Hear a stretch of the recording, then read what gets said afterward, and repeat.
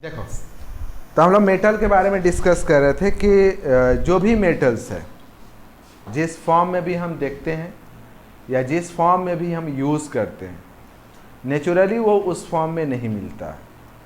कुछ मेटल ही जो है वो प्योर फॉर्म में मिलता है, लेकिन आपको बताएंगे कि जो प्योर फॉर्म में मिलता भी है तो हम उसको उस फॉर्म में यूज़ नहीं करते, लाइक गोल्ड और सिल्वर।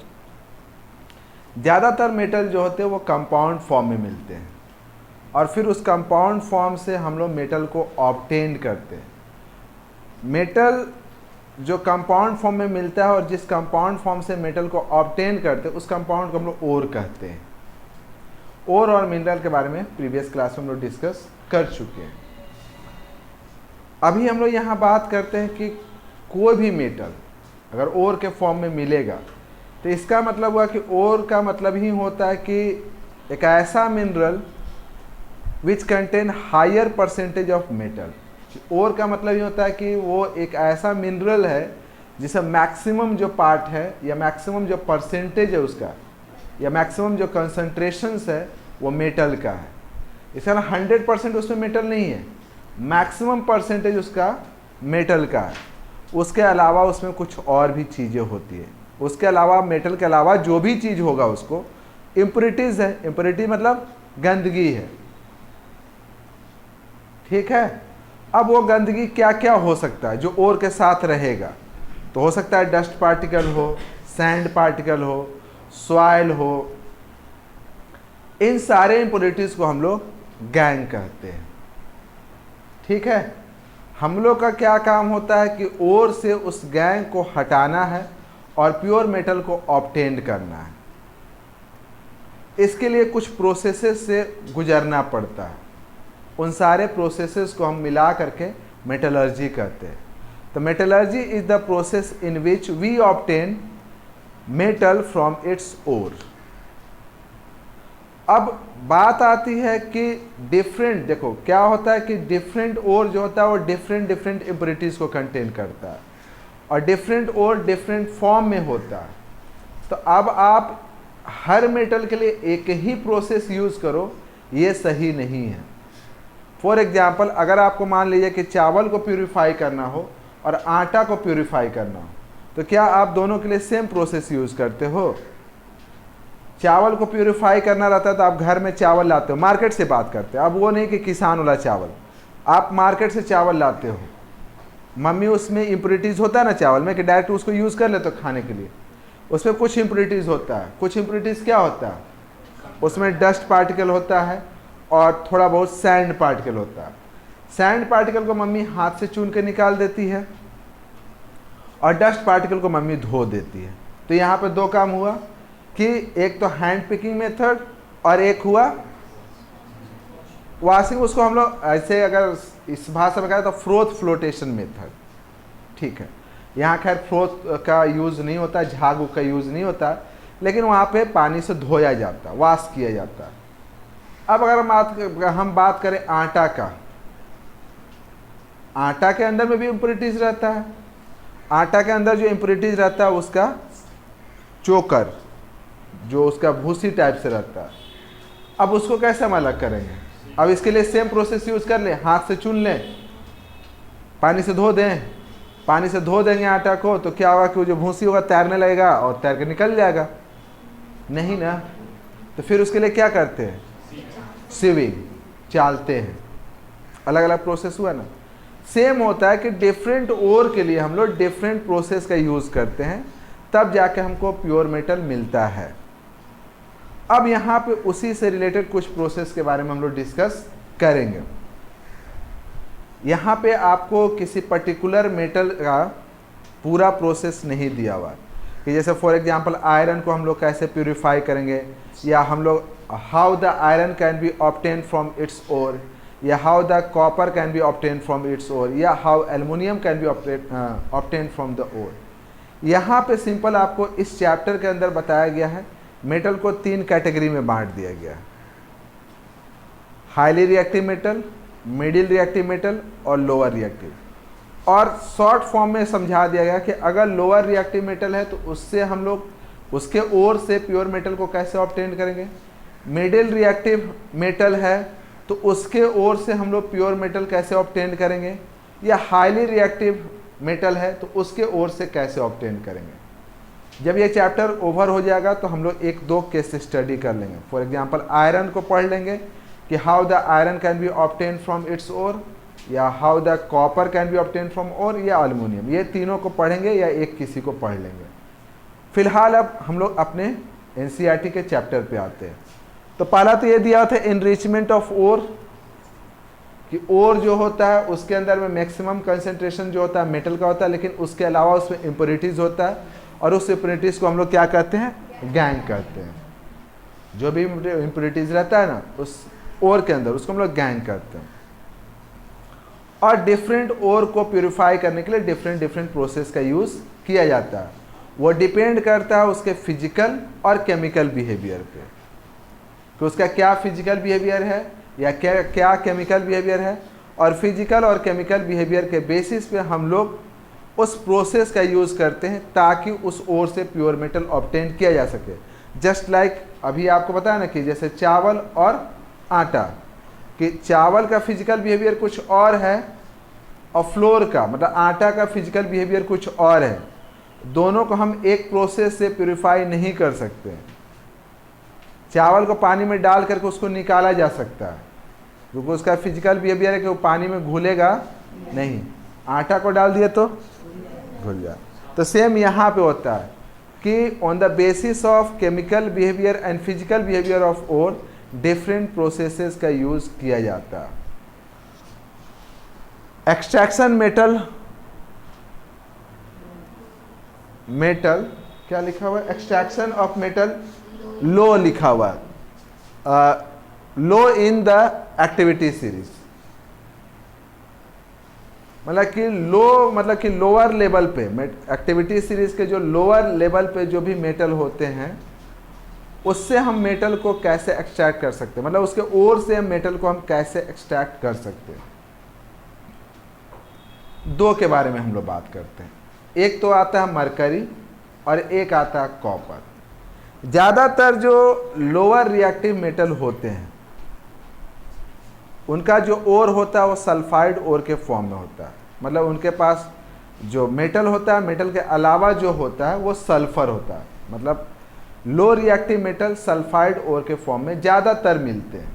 और यहाँ पे आपको दिया हुआ है जैसे मरकरी HgS और CuTS, इसको हम लोग सीने बार भी कहते हैं, ठीक है ना। और ये आपका होगा कॉपर सल्फाइड। अब हम लोग सीने बार से मरकरी को कैसे ऑब्टेन करेंगे, तो इसके लिए एक प्रोसेस होता है रोस्टिंग। सबसे पहला एक प्रोसेस आएगा रोस्टिंग। रोस्टिंग के बारे में हम लोग नीचे भी डिस्कस करेंगे, लेकिन रोस्टिंग के बारे में अभी आप समझ लीजिए। रोस्टिंग एक ऐसा प्रोसेस है जिसमें सल्फाइड ओर को हम लोग ऑक्साइड ओर में कन्वर्ट करते हैं। रोस्टिंग एक ऐसा प्रोसेस है जिसमें सल्फाइड ओर को ऑक्साइड ओर में कन्वर्ट करते हैं by heating them in the presence of excess oxygen. मतलब सल्फाइड ओर को अगर हम एक्सेस ऑक्सीजन के प्रेजेंस में गर्म करें तो वो ऑक्साइड ओर के फॉर्म में कन्वर्ट हो जाता है। इस प्रोसेस को ही हम लोग कहते हैं रोस्टिंग। तो सबसे पहले क्या किया जाता है कि इसका रोस्टिंग करवाया जाता है।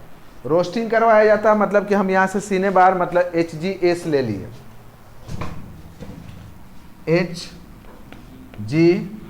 HgS, और इसको गर्म किए in the presence of oxygen. अब ये सल्फाइड और किस चीज़ में कन्वर्ट हो जाएगा, ऑक्साइड और के फॉर्म में, HgO प्लस SO2। ठीक है। अब आप इसको बैलेंस कर सकते हो, बैलेंस करो तो देखो सबसे पहले तो हम मेरा यहाँ पे ऑक्सीजन देखो 2 है, यहाँ पे 1 और 2 3 है। तो सबसे पहले हम लोग क्या करते हैं, यहाँ पे ऐसे कर देते हैं, 3 है तो हम इसको ऐसे 2 कर देते हैं। इससे क्या हुआ कि ऑक्सीजन मेरा कितना हो गया 4, यहाँ मतलब देखो 2 ऑक्सीजन और 2 और 2 4। अब यहाँ पर ऑक्सीजन हो गया आपका 4, लेकिन इससे क्या हुआ कि यहाँ मरकरी कितना हो गया 2, तो यहाँ पर मरकरी को 2। आप बैलेंस का यहाँ पे कोई ज़रूरत नहीं है, बैलेंस आप खुद से भी कर सकते हो। सबसे पहले हम लोग क्या किए, यहाँ पे ध्यान देने वाला बात क्या था कि सल्फाइड ओर को ऑक्साइड ओर में कन्वर्ट किए by heating them in the presence of excess oxygen, और इसी प्रोसेस को हम लोग रोस्टिंग कहते हैं। ठीक है, अब ये जो ऑक्साइड ओर आया, इसका फिर हम लोग क्या कर देते हैं कि रिडक्शंस करा देते हैं। रिडक्शंस और ऑक्सीडेशन आप पढ़े होंगे। रिडक्शन कैसे होगा, तो हम क्या करेंगे कि इस मरकरी ऑक्साइड HgO को स्ट्रांगली हीट करेंगे। फर्दर HgO को फिर क्या किए, हीट किए। हीट करते हैं तो यहाँ पे डिकम्पोजिशन रिएक्शन होता है, ये डिकम्पोज कर जाता है और बन जाता है आपका Hg प्लस O2। अब यहाँ पे 2 ले लेते हैं, यहाँ पे 2 मरकरी आपको मिल गया। अब ये आपका क्या है, रिडक्शन है। रिडक्शन क्यों है, क्योंकि यहाँ मरकरी जो है आफ्टर द रिएक्शन उससे ऑक्सीजन जो होता है वो रिमूव होता है। ठीक, तो मरकरी का ये ओर है, इस मरकरी के ओर से हम लोग प्योर मरकरी ऑब्टेन कर रहे हैं। इसके लिए क्या क्या प्रोसेस करना पड़ा, तो सबसे पहले करना पड़ा रोस्टिंग। रोस्टिंग का मतलब क्या हुआ कि जिसमें हम उस ओर को हीट किए in the presence of excess oxygen, जिसके कारण वो सल्फाइड और ऑक्साइड ओर के फॉर्म में कन्वर्ट हो गया। फिर ऑक्साइड ओर को फिर हम स्ट्रांगली हीट किए। जब स्ट्रांगली हीट किए तो यहाँ पर डिकम्पोजिशन रिएक्शन हुआ। इसको आप दो पार्ट में, दो तरीके से बोल सकते हो।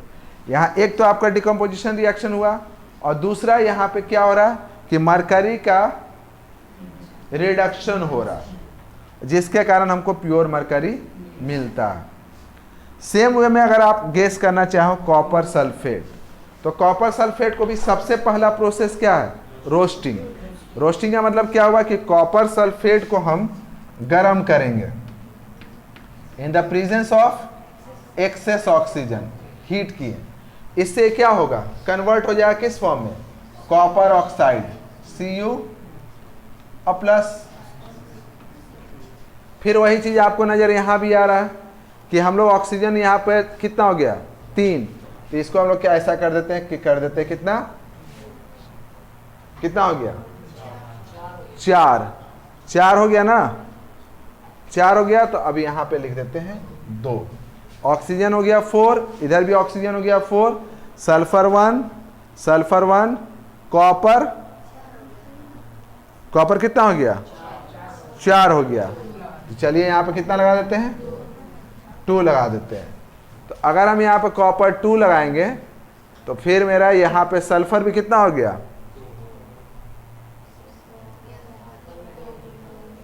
अगर हम फिर यहाँ पे लगा देते हैं 2, तो फिर मेरा ऑक्सीजन कितना हो गया, 6। तो यहाँ पे लगा देते हैं 3।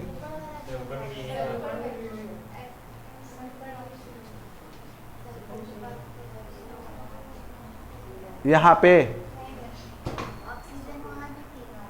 अच्छा चलिए छोड़िए। अब यहाँ पे 3O2 सेम, अगर आप यहाँ पे छूट गया था तो यहाँ पर अगर 2 लगाओगे तो फिर यहाँ पे 3। क्लियर, चलिए बैलेंस कर लीजिएगा। तो पहले हम लोग क्या किए कि इस सल्फाइड ओर को ऑक्साइड ओर के फॉर्म में कन्वर्ट किए by heating them in the presence of excess oxygen. तो सल्फाइड ओर से ऑक्साइड ओर के फॉर्म में कन्वर्ट किया। इस प्रोसेस को क्या किए, रोस्टिंग। तो सबसे पहले रोस्टिंग कराएं। अब क्या हुआ कि यहाँ पे क्या होता है कि एट ए टाइम जितना भी सल्फाइड ओर है वो पूरा का पूरा ऑक्साइड ओर के फॉर्म में कन्वर्ट नहीं हो जाता है। फॉर एग्जांपल मान लिए कि यहाँ पे आप ऐसे ओर लेते हैं, ये पूरा का पूरा जो है ना आपका सल्फाइड ओर है। मान लिए सल्फाइड ओर को आप गर्म करना शुरू किए, तो जो भी पोर्शन को ऑक्सीजन मिला वो सारा का सारा मतलब पोर्शन जो था जिसको ऑक्सीजन मिला गर्म हुआ। गर्म होने के बाद वो किस फॉर्म में कन्वर्ट हो गया, ऑक्साइड। मान लीजिए कि ये जो पोर्शन है ऊपर का, ये वाला पोर्शन, ये आपका बन गया Cu2O, लेकिन जो अंदर का पोर्शन है अभी भी क्या है, Cu2S, है ना। अब ये जो कॉपर ऑक्साइड है ये फर्दर कॉपर सल्फाइड से रिएक्ट कर जाता है। कॉपर ऑक्साइड कॉपर सल्फाइड से रिएक्ट कर जाता है। तो यहाँ पे आपका ऐसे हो जाएगा, कॉपर ऑक्साइड कॉपर सल्फाइड से रिएक्ट कर जाता है और यहाँ बन जाता है आपका Cu प्लस SO2। फिर यहाँ रिडक्शन हुआ, कॉपर का रिडक्शन हुआ ना, कॉपर का रिडक्शन हुआ और इससे हमको प्योर कॉपर मिला। तो आप देखिएगा कि जो लो रिएक्टिविटी सीरीज के जो मेटल है उसमें दो प्रोसेसेस से गुजरना पड़ रहा है, एक तो रोस्टिंग और दूसरा रिडक्शन, ठीक है। और इससे हमको प्योर मेटल मिल जा रहे हैं फ्रॉम इट्स ओर। क्लियर, समझ में आया। अब हम लोग बात करते हैं extraction of metal in the middle in the activity series. Lower reactive metal जो होते हैं उसके जो ओर होते हैं बेसिकली सल्फाइड के फॉर्म में मिलते हैं या सल्फाइड ओर के फॉर्म में मिलते हैं। लेकिन मिडिल रिएक्टिव मेटल जो होते हैं उनका जो ओर होता है या तो कार्बाइड ओर के फॉर्म में मिलता है या तो सल्फाइड, मतलब सल्फाइड ओर भी मिलेगा और कार्बाइड ओर में। अगर सल्फाइड ओर मिला तो फिर वही बात, कौन सा, कि रोस्टिंग से गुजरना पड़ेगा और फिर रिडक्शन करना होगा। अगर सल्फाइड ओर हुआ तो फिर रोस्टिंग और फिर, लेकिन अगर कार्बाइड ओर हुआ तो फिर उसके लिए फिर अलग प्रोसेस होता है। तो कार्बाइड ओर के लिए फिर एक अलग से प्रोसेस होता है जिसको हम लोग कैल्सिनेशन करते हैं। फिर वहाँ पर कैल्सिनेशन और रिडक्शन होगा। तो फिर हम लोग मिडिल रिएक्टिव मेटल में पहले हम लोग फिर से वही रोस्टिंग और फिर उसमें क्या पढ़ लेते हैं, रिडक्शन। फॉर एग्जाम्पल अगर मान लिया कि आपका जिंक है, जिंक का दोनों फॉर्म मिलता है, जिंक का सल्फाइड ओर के फॉर्म में भी मिलता है और कार्बाइड ओर के फॉर्म में मिलता है। तो अगर मान लिया कि जिंक जो है वो सल्फाइड ओर के फॉर्म में मिला,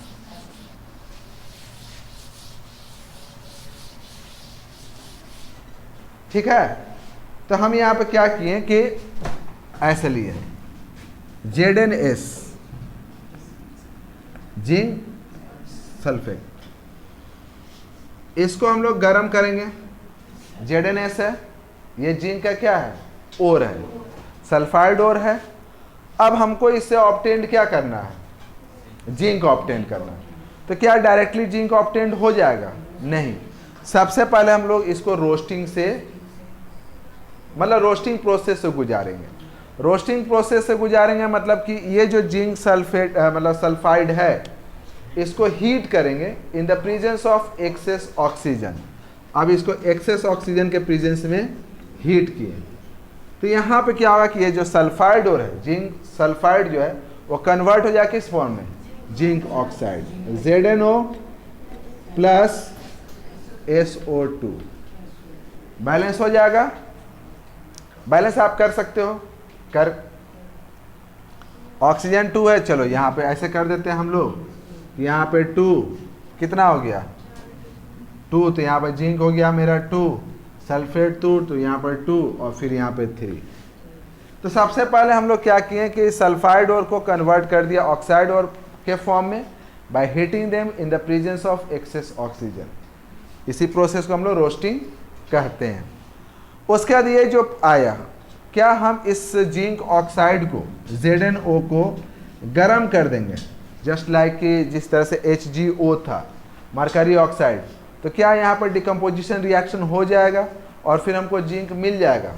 तो बोलते हैं नहीं, ऐसा यहाँ पे नहीं हो पाता, यहाँ पे उतना इजीली रिडक्शन नहीं होगा। तो इसके लिए फिर हम लोग को एक रिड्यूसिंग एजेंट लेना पड़ता है, और एक अच्छा रिड्यूसिंग एजेंट क्या है, तो कार्बन। तो हम इसको कार्बन के हेल्प, मतलब कार्बन के प्रेजेंस में फिर गर्म करते हैं। ये जो जिंक ऑक्साइड होता है इसको हम लोग क्या करते हैं, कार्बन के प्रेजेंस में गर्म करते हैं।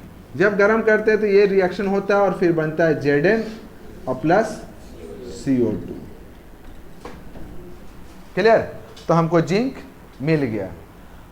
तो पहला प्रोसेस रोस्टिंग, रोस्टिंग से जो हम लोग का रोस्टिंग में क्या हुआ कि सल्फाइड और ऑक्साइड और के फॉर्म में कन्वर्ट हो गया। उस ऑक्साइड और को फिर हम लोग क्या करा दिए, रिडक्शन। उसके लिए एक रिड्यूसिंग एजेंट यूज किए, और रिड्यूसिंग एजेंट था क्या, कार्बन, जिससे हमको जिंक मिल गया। जिंक कार्बाइड और के फॉर्म में मिलता है, मतलब जिंक कार्बोनेट। अब अगर जिंक कार्बोनेट है ZnCO3, तो ये कार्बाइड और है। अब इससे हमको फिर प्योर मेटल मतलब कि जिंक ऑब्टेन करना है, तो फिर क्या करेंगे? करना आपको कुछ नहीं है। अगर सल्फाइड ओर है या कार्बाइड ओर है, दोनों को सबसे पहला काम है कि उसको ऑक्साइड ओर के फॉर्म में कन्वर्ट कीजिए। जब वो ऑक्साइड ओर के फॉर्म में कन्वर्ट हो जाएगा, फिर उसका आप रिडक्शन करवा दीजिए। तो यहाँ पे क्या करते हैं कि इसको अगर हमको ऑक्साइड ओर के फॉर्म में कन्वर्ट करना है, ये कार्बाइड ओर को अगर हमको ऑक्साइड ओर के फॉर्म में कन्वर्ट करना है, तो हम इसको स्ट्रांगली हीट करते हैं। लेकिन फर्क ये रहता है कि यहाँ पे एक्सेस ऑक्सीजन के प्रेजेंस में गर्म करते हैं ना, यहाँ पे ऑक्सीजन को बिल्कुल हटा देते हैं। या तो बिल्कुल हटा देते हैं, या अगर ऑक्सीजन रहता भी है तो एकदम लिमिटेड, मतलब बहुत कम। तो कार्बाइड ओर को हम गर्म करते हैं, और गर्म करते हैं कैसे? तो in the absence of oxygen और इन द लिमिटेड ऑक्सीजन, जिससे कारण क्या होता है कि ये जो कार्बाइड ओर है ऑक्साइड ओर के फॉर्म में कन्वर्ट हो जाएगा। और ये कन्वर्ट कैसे होगा? ZnO plus CO2। और इस प्रोसेस को कहते हैं कैल्सिनेशन। C से कार्बाइड ओर, C से कैल्सिनेशन। तो whenever we heat carbide ore in the presence of limited oxygen or in the presence of in the absence of oxygen, to convert carbide ore to oxide ore, then this process is called calcination.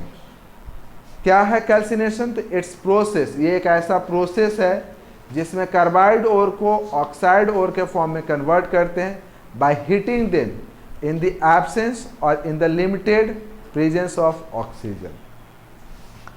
अब यहाँ से तो zinc oxide आ ही गया। अब zinc oxide का हम क्या करा देंगे? रिडक्शन। और उसके लिए रिडक्शन के लिए कौन सा यूज करेंगे? एक अच्छा सा रिड्यूसिंग एजेंट क्या है? कार्बन। तो बन जाएगा Zn प्लस CO2। क्लियर है? तो यहां पे आप लोग के लिए रिड्यूसिंग एजेंट का काम किया कार्बन। तो क्या हर केस में कार्बन ही रिड्यूसिंग एजेंट का काम करेगा? तो कहते हैं ऐसी कोई बात नहीं है। कभी कभी क्या होता है कि मिडिल रिएक्टिव मेटल का ऑक्साइड को अगर मतलब रिडक्शन करवाना है, या मिडिल रिएक्टिव जो भी मेटल है उसका अगर रिडक्शन कराना है, तो अगर हम लोग मिडिल रिएक्टिव मेटल को हाईली रिएक्टिव मेटल से रिएक्ट करवा दें, तो वहाँ पर डिस्प्लेसमेंट रिएक्शन होगा, मतलब वहाँ पर भी रिडक्शन होगा। और वहाँ पर रिडक्शन का काम कौन करेगा? वहाँ पर रिड्यूसिंग एजेंट का काम कौन करेगा? तो हाईली रिएक्टिव मेटल।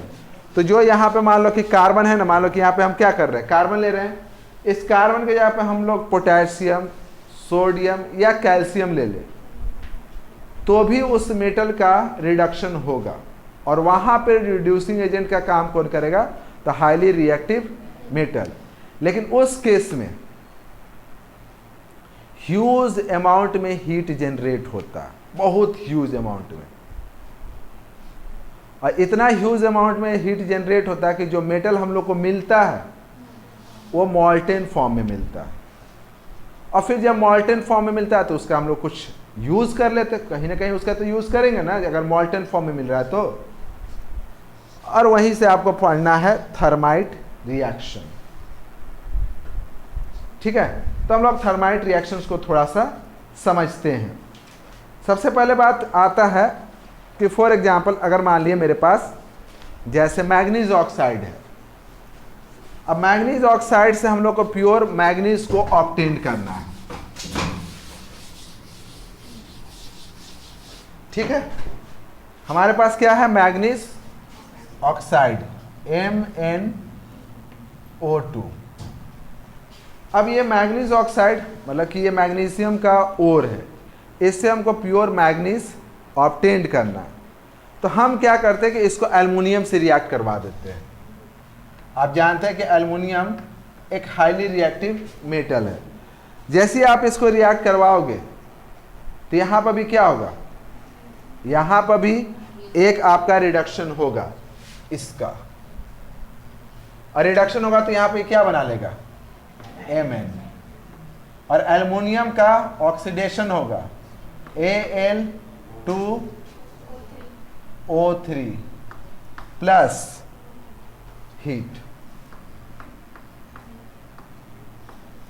समझे? मतलब कि मैग्नीज ऑक्साइड यहां पे एल्युमिनियम से रिएक्ट करवाएं, क्या बना? मैग्नीज प्लस एल्युमिनियम ऑक्साइड, और यहाँ पे ह्यूज क्वांटिटी में हीट जनरेट होगा। ये किस तरह का रिएक्शन, इसको कौन सा रिएक्शन कर सकते हैं जिसमें बहुत ज़्यादा हीट रिलीज होता है? एक्सोथर्मिक। तो ये एक एक्सोथर्मिक रिएक्शन होता है, और यहाँ पे इतना हीट जनरेट होता है, इतना ज़्यादा हीट जनरेट होता है कि जो मेटल मिलता है तो वो सॉलिड फॉर्म में नहीं मिलेगा, वो लिक्विड फॉर्म में मिलेगा। समझे? एक और है आपका, जैसे अगर मान लीजिए कि Fe2O3 फेरस ऑक्साइड, ठीक है ना, फेरस नहीं है, फेरिक ऑक्साइड है। फेरिस ऑक्साइड को फिर हम लोग एल्युमिनियम से रिएक्ट करवा दिए, फिर यहां पे आयरन का रिडक्शन होगा और क्या बनेगा? Fe plus Al2O3 plus heat. अब यहां पे जो ये आयरन मिलेगा वो किस फॉर्म में मिलेगा? मॉल्टेन फॉर्म में। मॉल्टेन फॉर्म में मिलेगा तो इसका यूज हम लोग कहां पे कर सकते हैं? जो रेलवे ट्रैक होता है ना, वो रेलवे ट्रैक को जोड़ने में इसका यूज किया जाता है।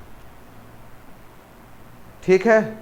क्योंकि आयरन अभी मॉल्टेन है, मॉल्टेन है तो दो मान ली कि ऐसे देखिए, ये ट्रैक है, ये ट्रैक है, बीच में हम मॉल्टेन आयरन डाल दिए, इस तरीके से मॉल्टेन आयरन डाल दिए।